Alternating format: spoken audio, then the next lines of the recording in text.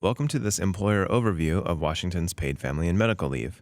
My name is Matt, and I'm a member of the communications team here in the paid family and medical leave program. And I'm Brennan, also from the communications team. We're excited to share with you the details about paid family and medical leave and your responsibilities as an employer. And we are focused on employers today. If you're a worker who is interested in learning more about how this benefit will work as a worker, stick around. We will cover some of those details from the employer perspective, and you are welcome to stay. paidleave.wa.gov is the best place for workers to learn more about how to qualify for leave and other details about using paid family and medical leave. Today we will have a lot to cover. We are going to talk about why paid family and medical leave is important, what it is, and how it will work starting in 2020, the employer responsibilities of the program, some example scenarios, and where you can go to learn more. As you may already know, employers had the responsibility to collect premiums and remit them to the department, as well as report wages and hours worked. These responsibilities have been the focus of these presentations up till now. But today we're going to talk more about 2020. Employers are not required to administer the paid family and medical leave benefit, but we know you are often the first resource when your employee needs leave, so we want to give you a good idea of how this benefit will work. We will talk about before leave begins, during leave, and after leave is ended. First, let's talk about before leave begins. Broadly, everyone that works in Washington will have access to paid family and medical leave. This includes full-time, part-time, temporary, and seasonal employees.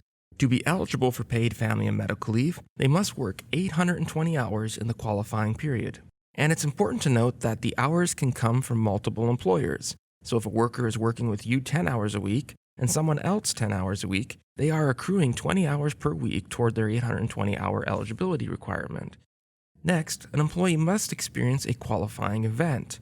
This could be for medical leave, which is leave to care for themselves while they are experiencing a serious health condition, or it could be family leave, which is leave to care for a family member who is experiencing a serious health condition. It could also be a military exigency or bonding time after the birth or placement of a child. Bonding time includes adoption and foster placement and is special in that you have the first year after the birth or placement of the child to use the available leave, and this leave is available to both parents. When a leave event is foreseeable, the employee must give their employers 30 days notice before they intend to take leave. So if an employee has a scheduled surgery in 40 days, they would need to give 30 days notice to their employer. When it is not foreseeable, notice is still required when it is practicable. So if they have surgery in 7 days, they will still need to give notice to their employer when they're able. If they are incapacitated, no notice is required, of course, and the employee may still be eligible to file their claim after the event has occurred. Okay, so the employee has worked the required number of hours, experienced a qualifying reason for leave, and given notice. The employee can then file a claim for leave directly with our department. Our department is responsible for documenting the medical certification and confirming the employee has worked 820 hours. Let's assume they are approved and move on to what happens during leave. The amount of leave available to a worker will generally be up to 12 typical work weeks. If a worker experiences both family and medical leave events in a single year, they will have access to 16 typical work weeks of leave. The statute adds 2 additional work weeks when a worker experiences complications related to a pregnancy. So 18 weeks are possible, but up to 12 is more likely. The benefit payment is a proportion of their normal weekly wage. This will range from $100 to $1,000 per week, and will be about 70% of the average worker's typical weekly wage. Those who make less than half of the state average weekly wage will get 90% of their typical weekly wage. This calculation is done with a formula in statute, and it is the department's responsibility to do this calculation and pay the benefit to the worker. While the worker is on leave, they will have to file regular updates to the department verifying they are still on leave. When the leave is complete, the worker may return to work. Job protection or employment restoration is available under similar rules as FMLA. Now let's talk about the employer responsibilities. Again, we will use the before, during, and after leave timeline, just like we did from the worker perspective. Before a worker applies for leave, employers generally have 3 responsibilities. Hopefully, as a review, employers began collecting premiums with the first paychecks of 2019. A quick reminder that the premium is 0.4% of an employee's gross wages. That is split between the employee and the employer. And remember, if an employer is determined to have fewer than 50 employees, they are not assessed the employer portion of the premium. You can learn more about premiums on the premium page of our website. Employers are also responsible for reporting hours and wages on a quarterly basis to the department. The reporting calendar is the same as unemployment insurance, but the reports are entirely separate from unemployment. You have until the end of the month following the quarter to file your reports. Check out the reporting page of our website for more details. Notifying your employees of paid family and medical leave is also required, and this may be new to some of you, so let's talk about that in more detail.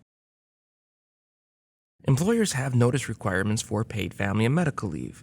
A workplace poster is available for the program right now at paidleave.wa.gov/employers. Employers will also be required to notify their employees in a timely manner of paid family and medical leave when they are on leave for reasons that could be covered by the program. This notice is also available at paidleave.wa.gov/employers. Let's move on now to what employers are responsible for during leave. If required by FMLA, employers are responsible for continuing an employee's health benefits. If an employee is paying for part of those benefits, they must be allowed to continue paying. Let's dive deeper on continuing health benefits. You may be required to continue your employees' health benefits while they take paid family and medical leave. The department is continuing to develop administrative rules around this topic, and will have more information soon. Nothing prevents an employer from maintaining any benefits while an employee takes paid family and medical leave. If your employee is responsible for paying some of the health insurance premium, you can require that your employee continues to pay their share. Guidance around the continuation of health care coverage will be provided in the near future. After an employee has finished or exhausted their leave, they may qualify for job protection. So let's talk about that now. 3 things must be true in order to qualify for job protection. These things are very similar to FMLA requirements for job protection. First, they must work for an employer with 50 or more employees. The number of employees is calculated different for job protection than with premiums. Here, an employer has 50 or more employees if they have 50 or more employees for 20 weeks or more in a year. Next, they must work for that employer for at least 1 year. And lastly, they must have worked 1,250 hours for that employer in the year immediately preceding leave. All 3 things must be true in order for a job to be protected. An employer can always choose to protect a job in any case, but in order to be required to protect a job, these 3 things must be true. We've just covered an employer's responsibilities before, during, and after an employee uses paid family and medical leave. As you can see, most of the requirements happen before an employee is on leave. The process of filing a claim, collecting a medical certification, and paying the benefits is the responsibility of either the worker or ESD, not the employer. That said, the employer does have the requirements we covered today during and after an employee uses paid family and medical leave. We've already covered a lot of ground today, and we know you still have some questions for us. Next, we want to talk to you about the questions we receive the most. A lot of you may be wondering how paid family medical leave interacts with FMLA, the Federal Family and Medical Leave Act.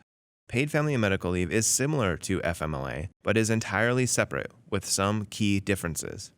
Paid family and medical leave is operated by the state of Washington, and FMLA is a federal program. Paid family and medical leave is paid leave, and FMLA is unpaid, though many employers offer paid time off together with FMLA so that their employees have paid leave while using FMLA. And paid family and medical leave has a broader definition of family. The key thing to know about the interaction of these 2 programs is that using FMLA does not diminish the available benefits of paid family and medical leave. It is possible that someone could use leave under FMLA and then apply and receive leave under paid family and medical leave. Also, it is important to note that it is an employee's choice to use paid family and medical leave. An employer cannot have a policy that requires an employee to exhaust their other benefits before using paid family and medical leave. An employer cannot interfere with, restrain, or deny an employee's use of this program. One of the scenarios we'll cover later includes this topic, so for now, let's move on to the next question.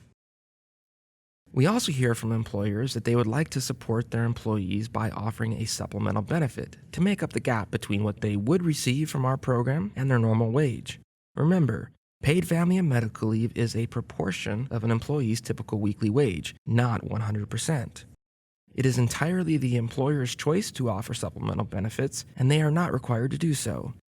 If an employer chooses to offer these benefits, it is also an employee's choice to accept them, so you can't require it. An employer can draw down a bank of paid time off, or PTO, to use as a supplemental benefit. It is important to note that any supplemental benefits taken while the employee is on leave should not be considered part of gross wages in quarterly reporting. Employers may first be alerted of an employee using paid family and medical leave from their employee when they provide the required notice. If 30-day notice is impossible, notice is still required as soon as practical, so it may be that an employer is notified when an employee files a claim for benefits. When a worker files a claim for benefits, the department will send a notification to the employers of record. The department will send a determination of whether to allow or deny an employee's claim to the current employer or employers when the department has approved or denied an employee's claim. Other notices, and what will be contained in those notices, continue to be in development, so please visit paidleave.wa.gov for future updates.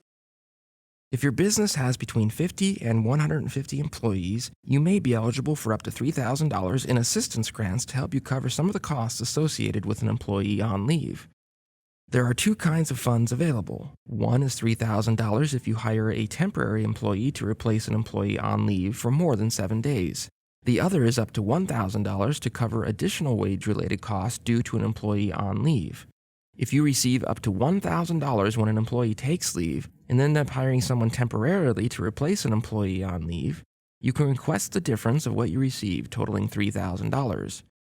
You could receive one per employee on leave up to 10 times per year. If you have fewer than 50 employees, you can get access to these grants by paying the employer portion of the premium. You wouldn't do this preemptively. You wait until you need these funds, then you would reach out to the department and opt in. At that point, you will be required to pay the employer portion for 3 years following the time you received the grant.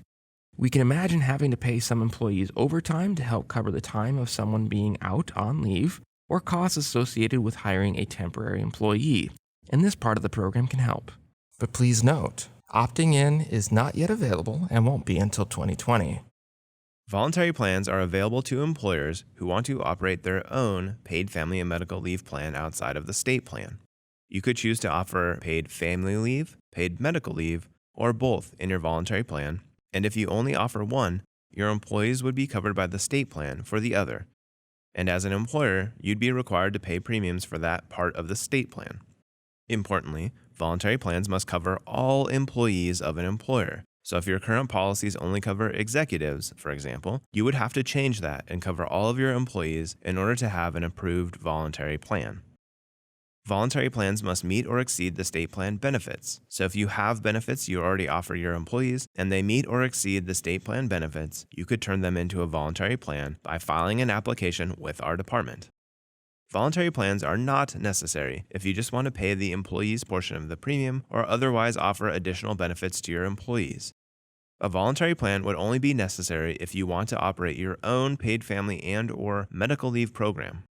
A couple more details about voluntary plans. You'll have to apply to the department to get authorization to operate your voluntary plan and not participate in the state plan.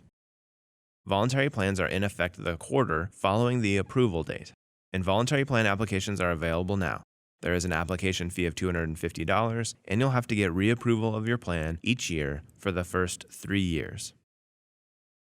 Okay, those are some of our most common questions. Let's transition to some real-world examples of how paid family and medical leave will work. These examples are meant to give you a feel for how this program will work as an employer. We will not use these examples as ways to use the program generally, and they are not meant to be suggestions. We think it'll be helpful to see some unexpected ways this program could be used. Please note, before we cover these scenarios, a word of caution. These 3 examples are intended to help you understand how paid family and medical leave will work as an employer. They are not an example of how leave is adjudicated, processed, or managed by the department.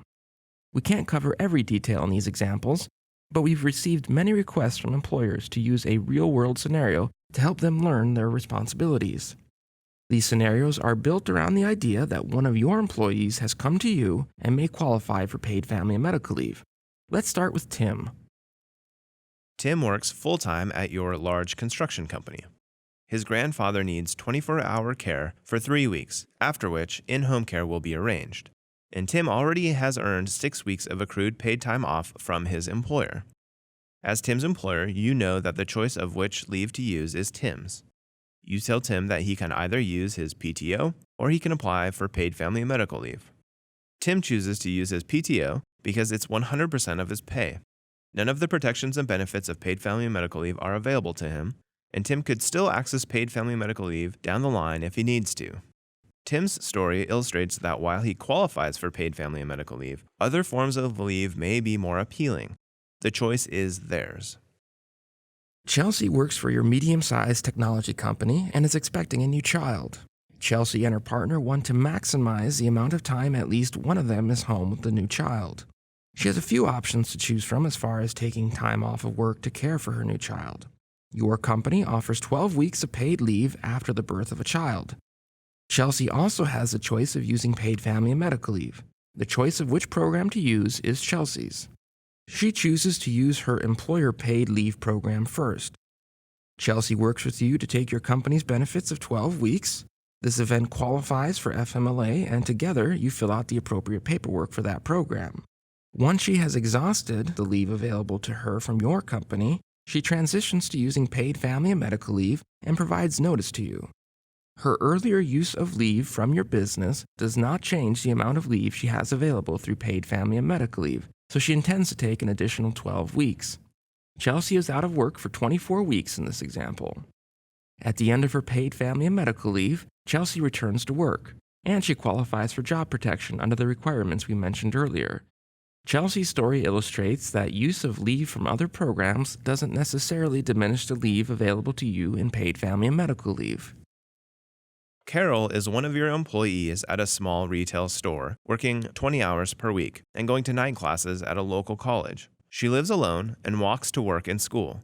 And when walking to class one day, she slips and breaks her tailbone. She knows immediately that she won't be able to walk and will miss work. She calls you to let you know she is going to miss some shifts. After a week in the hospital, her doctor says that she can't walk for an additional 8 weeks. She calls you to provide some updates. She also mentions that she would like to use paid family and medical leave. She applies, and in her waiting week uses all of her available sick leave. While she is on leave, she interacts directly with the department. She keeps in contact with you throughout leave. Halfway through Carol's leave, the needs of your business require that you hire someone to replace Carol. This is a difficult decision for you because you value Carol as an employee, but Carol's job is not protected. At this point, you'll have to provide notice to Carol that her job is not protected. Carol continues to receive her paid family and medical leave benefit until it is exhausted. Carol's story illustrates that everyone working in Washington will have access to this program when they need it, even if their job is not protected. We will have more webinars scheduled now and throughout the year, so if someone else needs to know this information, that is a great place to start. You'll find these on our events page. Also, check out our employer toolkit. You can find the toolkit on our employer page at paidleave.wa.gov/employers. In this toolkit, you'll find more details about the employer responsibilities we've covered today, a readiness checklist, pay stub insert, and more. The pay stub insert is a document that you could print out and include with employee checks to alert them of this new program, and it comes in many different languages. And again, you can find that in the toolkit. You can find this toolkit now on the employer page of paidleave.wa.gov.